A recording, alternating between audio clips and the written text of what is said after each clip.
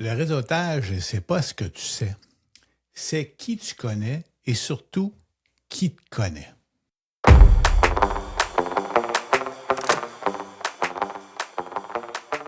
Alors bonjour tout le monde, bienvenue dans un autre épisode du podcast de l'entrepreneur compteur. Aujourd'hui, on est dans l'épisode 40. Et oui, l'épisode 40, j'en suis pas mal fier. Et on va parler de réseautage, mais de réseautage en personne. Parce que je crois que c'est encore très d'actualité de faire du réseautage en personne, malgré le fait que, bon, on a tout l'aspect des réseaux sociaux qu'on utilise à fond autour de nous. Mais le réseautage en personne, on en a encore besoin parce que on connecte vraiment avec les gens. L'humain a besoin d'être en connexion physique, si vous voulez, avec des personnes. Ce qu'on ne retrouve pas nécessairement, c'est les réseaux sociaux. Puis on est un peu plus proche aussi des individus. Fait que je voulais vous partager un peu ma réflexion ou en tout cas ce que j'ai appris à travers le réseautage parce qu'en 30 ans d'entrepreneuriat, j'en ai fait du réseautage, malgré que il y a des fois que je n'aimais pas vraiment ça ou que j'ai toujours une petite appréhension quand je vois, mais lorsque je suis de retour, je suis toujours content d'avoir fait mon réseautage en personne. Et je vais vous partager ça à travers, dans le fond, j'ai une anecdote ou une histoire à vous raconter sur mon dernier réseautage et les trucs, dans le fond, que moi j'utilise quand je me mets dans ce mode-là. Je vais vous partager ça à la suite de l'anecdote, l'histoire, si vous voulez. Fait que ça commence comme si, en tout cas au niveau de l'histoire, c'est que, là, peut-être un mois à peu près, je m'étais inscrit à une activité de réseautage à travers un groupe d'entrepreneurs. C'était gratuit. Je dis, bon, ça me coûte rien. J'y vais, tu sais. Fait que, puis, public, les gens qui sont là, c'est surtout des entrepreneurs. Fait que moi, dans ce que j'ai à faire pour donner des conférences ou mon podcast, c'est les gens, c'est un de mes publics, mettons. Fait que j'ai dit, bon, puis en même temps, ça faisait longtemps que je n'avais pas fait de réseautage, ça va me pratiquer, tu sais. Fait que je pars de chez nous, je fais ma petite route, puis là, en faisant ma route, je me pose la question, bon, puis j'ai toujours cette question-là, bon, à quoi ça va servir de faire cette activité-là aujourd'hui? T'sais? Fait qu'il faut que je me convainque un petit peu, malgré que, ça fait partie de l'appréhension que j'ai, mais bref. Je passe par-dessus ça, je me rends pas à la convention, mais au local, si vous voulez, où il y a l'activité de réseautage. Fait que là, je rentre là-bas, il y a peut-être à peu près, je sais pas, une cinquantaine de kiosques. Puis la première chose que je fais quand j'arrive, c'est que je vais voir les gens des kiosques. Parce que les autres sont quand même, ils sont immobiles à l'arrière de kiosques. Puis ils attendent que ça, tu sais, dans le fond, ils attendent que ça d'être en contact avec des gens parce que c'est ça des autres, ils veulent rencontrer le maximum de gens. Fait que moi, je commence toujours par eux autres parce que c'est facile à aller voir. Fait que là, je dis, bon, il y en a une quarantaine, ça va peut-être me prendre 1h30. Bien évidemment, dans toutes ces personnes-là, je vais arrêter, mais je ne vais pas tout arrêter au kiosque. Il y en a que je vais dire, là, ça m'intéresse, je vais aller voir ça, je vais aller voir la personne. Mais il y en a d'autres que je vais dire, non, ça, je passe. Bref, je fais le tour de tous les kiosques. Puis là, la première question que je pose quand j'arrive là, je dis, je regarde la personne, dit, bon, qu'est-ce que ça fait ton entreprise? Explique-moi ton affaire. Là, fait que, première question ouverte. Là, les gens, ils aiment ça en crif. Là, ils racontent leur entreprise. T'sais. Fait que moi, je les laisse aller là-dedans. Après ça, dépendamment de ce qu'ils vont me dire, là, je vais peut-être aller ouvrir d'autres petites portes. Je sais pas, moi. Fait que là, je vais poser plusieurs questions qui sont en lien avec ça, l'entreprise. Et peut-être qu'à un moment donné, la personne va me parler de quelque chose de personnel. Puis là, je vais aller creuser un petit peu là-dessus. Et après, lorsque j'ai pas mal jasé, j'ai pas mal écouté, puis j'ai posé des questions, là, je vais expliquer un peu qu'est-ce que je fais. Fait que moi, je dis, je suis conférencier, je travaille autour de 5 thèmes, autour de l'entrepreneuriat, j'ai un podcast, bref, j'explique tout ça, puis pour que les gens me connaissent. Puis en même temps, si j'ai le temps, je raconte une couple d'histoires si j'ai un public. Un public, ça veut dire que si on développe une connexion un petit peu plus longue avec la personne, je vais raconter une histoire. Et là, si la personne m'intéresse puis qu'elle me dit quelque chose d'intéressant, c'est pas, comme je dis, c'est pas tous les gens, je vais regarder ses coordonnées. Soit je vais me connecter direct sur LinkedIn présentement, puis sinon, je vais souvent les gens ont tous des cartes d'affaires, je ramasse la carte d'affaires ou je ramasse le petit pamphlet qui explique les services, ils ont tout ça. Là, fait que je ramasse ça pour être capable de comptabiliser ça à la fin de la journée. Fait que là, je fais tout le tour de tous les kiosques. Puis, en même temps, quand j'ai fini, ben là, j'ai peut-être jasé aussi avec 2 ou 3 autres personnes. Bref, le résultat à la fin, c'est que j'ai rencontré, en tout cas, j'ai été en contact, je me suis mis en contact avec plus de 10 personnes. Quand même bon. Hein? J'ai connu 10 nouvelles personnes.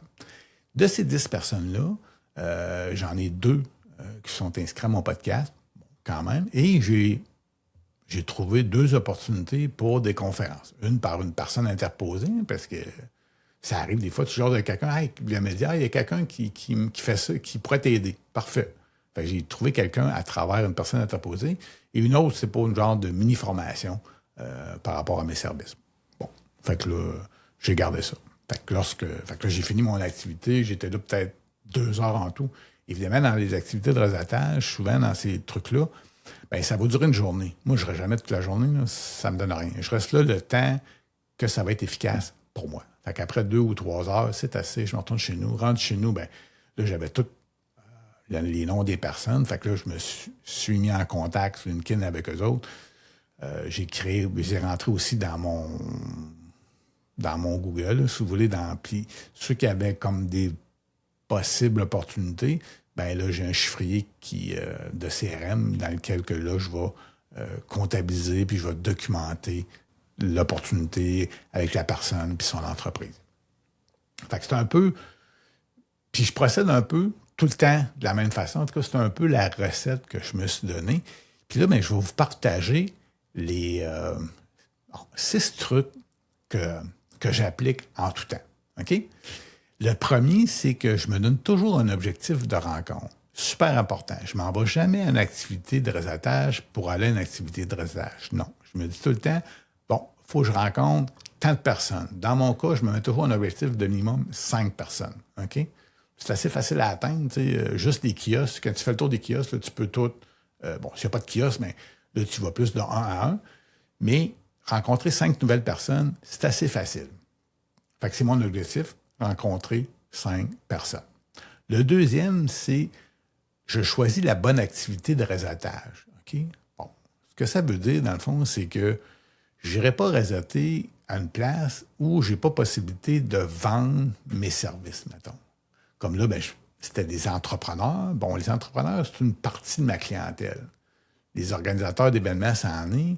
Les personnes de ressources humaines, bref. Mais les entrepreneurs, c'est une partie de ma clientèle. Et là, ben, c'était juste d'entrepreneurs. Bon, fait que là, c'était la bonne activité qui est en lien avec mon domaine d'affaires, si vous voulez. Troisième point, je ne m'en vais pas là pour vendre. Okay? Quand je réseaute, je ne m'en vais pas là pour vendre, je m'en vais là pour rencontrer des gens puis que les gens me connaissent. Ça, c'est important. Okay? Et c'est pour ça que, que là, je vais poser des questions ouvertes. Je vais essayer de connaître les gens. Okay? Mais je ne suis pas là pour vendre. Si je vends, tant mieux.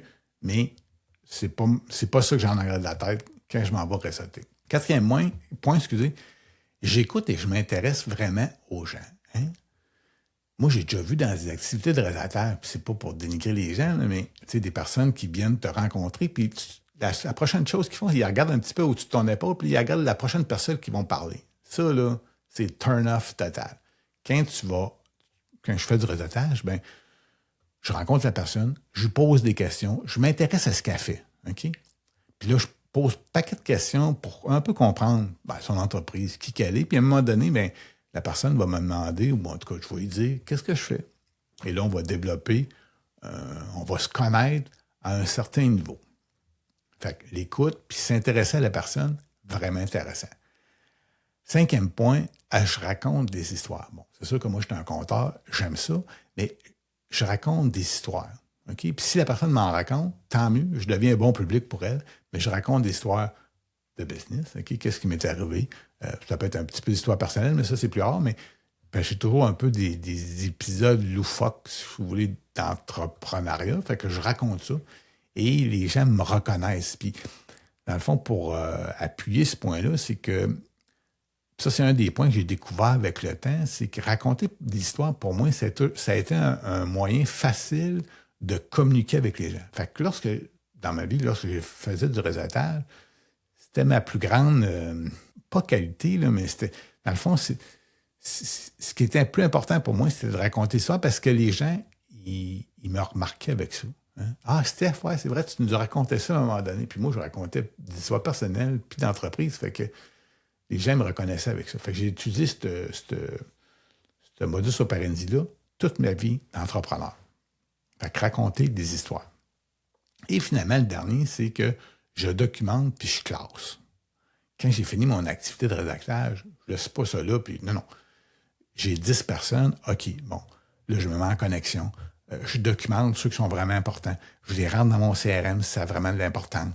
Bref, toutes les données que j'ai collectées, je les comptabilise. Ça, c'est super important pour la suite. OK? Parce que souvent, tu ne vendras rien là, dans une activité de rédactage. Mais plus tard, si tu as besoin de quelque chose ou quelqu'un va se souvenir de toi, ça se peut que tu vendes ou que tu achètes, mettons, les services de quelqu'un d'autre. Fait que c'est un peu les 6 points. Puis si je résume ça vite, c'est que, tu sais, se donner un objectif de rencontre, 5 minimum. Choisir des activités en lien avec la business, hein, en lien avec vos affaires. Important. Allez pas dans une place où vous n'avez pas d'affaires. On n'est pas là pour vendre. Okay? Quand on fait du réseautage, c'est pas là pour faire de la vente. Écouter et s'intéresser vraiment aux gens. Hyper important. Raconter des histoires. Si vous êtes capable, là, mais raconter des histoires, ça rajoute une couche d'authenticité.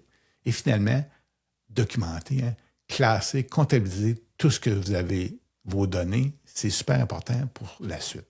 Voilà, c'est un peu ce que je voulais vous partager par rapport à le réseautage en personne. Hein.